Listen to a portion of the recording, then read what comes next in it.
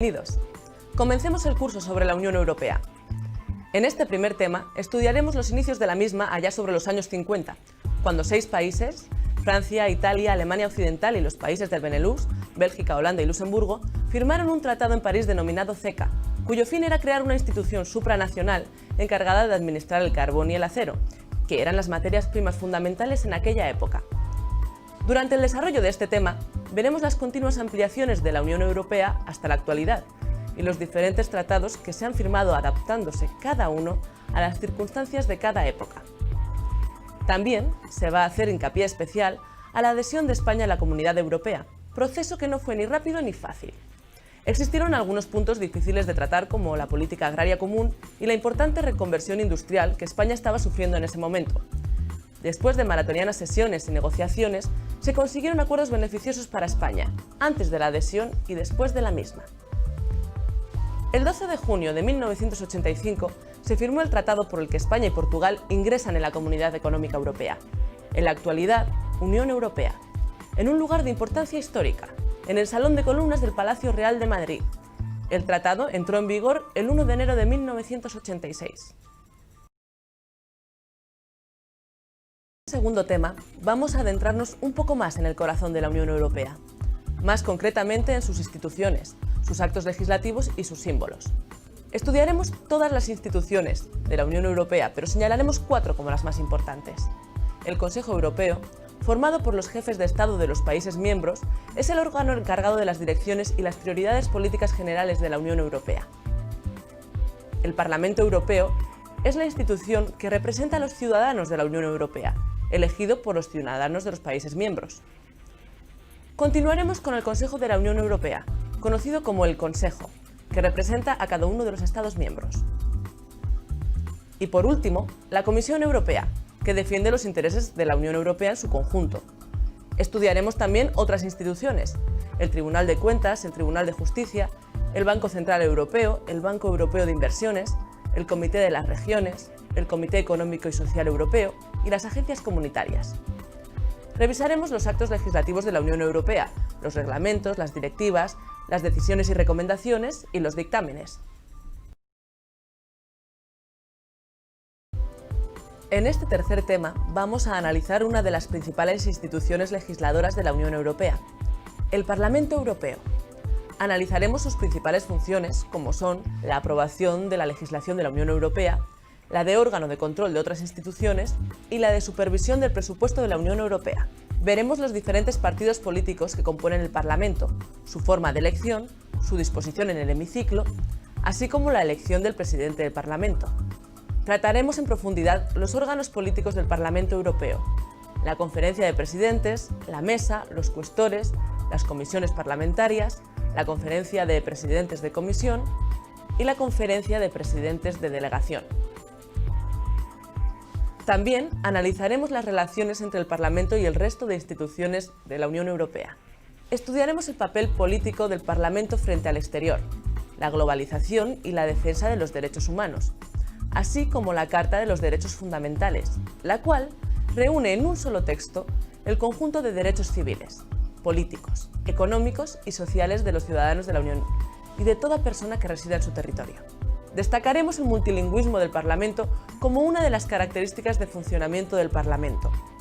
Se traducen todos los textos a todos los idiomas oficiales de la Unión Europea. Los diputados pueden expresarse en sus lenguas oficiales.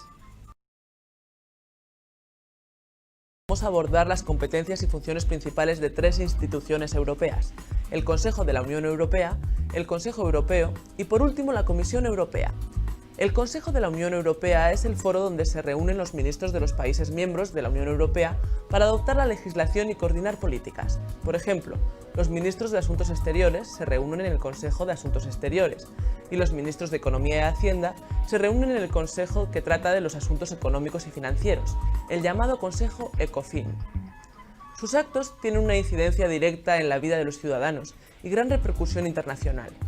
Las funciones principales de este órgano son: aprobar la legislación de la Unión Europea, coordinar las diversas políticas económicas de los países, firmar acuerdos, aprobar el presupuesto anual de la Unión Europea, desarrollar las políticas exteriores y de defensa y coordinar la cooperación entre los tribunales y las policías de los Estados miembros. En las votaciones referentes a temas como seguridad, asuntos exteriores o impuestos, las decisiones del Consejo tienen que adoptarse por unanimidad, es decir, que un solo país podría vetar una decisión. Otro órgano de gran importancia en la Unión Europea es el Consejo Europeo, creado en 1974 e integrado por los jefes de Estado o de Gobierno de los Estados miembros, así como por su presidente y el presidente de la Comisión Europea. El Consejo Europeo impulsa las grandes cuestiones políticas relativas a la construcción de Europa, como son las modificaciones de los tratados y de las instituciones y las declaraciones diplomáticas en el marco de la política exterior y de seguridad común. Además, en situaciones de crisis, actúa como un foro de debate al nivel político más elevado e intenta aportar soluciones cuando se producen desacuerdos entre los Estados miembros. El Consejo Europeo no ejerce funciones legislativas. La otra institución principal de la Unión es la Comisión Europea, que representa y defiende los intereses del conjunto de la Unión Europea. Elabora propuestas de nueva legislación europea y gestiona la labor cotidiana de poner en práctica las políticas y hacer uso de los fondos europeos. Es la guardiana de los tratados, teniendo la obligación de garantizar que los particulares, los Estados miembros y las demás instituciones europeas apliquen la disposición del derecho de la Unión. La componen uno por cada país de la Unión Europea. El presidente es elegido por el Consejo Europeo, siendo sometido su nombramiento y el de los comisarios a la aprobación del Parlamento Europeo. De la gestión diaria de la Comisión se ocupa su personal, compuesto por administradores, abogados, economistas, traductores, intérpretes, asistentes. La sede de la Comisión está repartida entre Bruselas y Luxemburgo, contando además con oficinas representativas en todos los países de la Unión Europea y con delegaciones en capitales de todo el mundo. Tema 6. Vamos a tratar las competencias y funciones principales de los diferentes tribunales y comités europeos. En primer lugar, el Tribunal de Justicia, que es el que interpreta el derecho de la Unión Europea para garantizar que se aplique de la misma forma en todos los países miembros.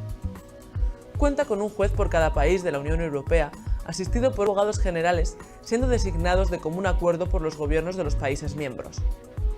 En segundo lugar, el Tribunal General, que asiste al Tribunal de Justicia y le ayuda a hacer frente al gran número de asuntos que se le plantean y ofrecer a los ciudadanos una mejor protección jurídica.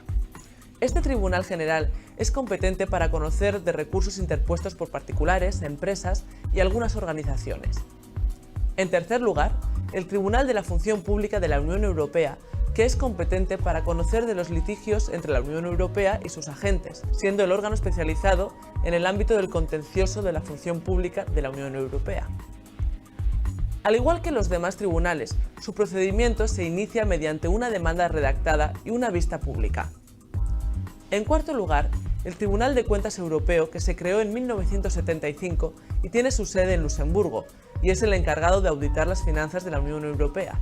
Su papel consiste en mejorar la gestión financiera de la Unión Europea e informar sobre el uso dado a los fondos públicos. En quinto lugar está el Comité Económico y Social Europeo, creado en 1957 como foro para el debate de las cuestiones relacionadas con el mercado único.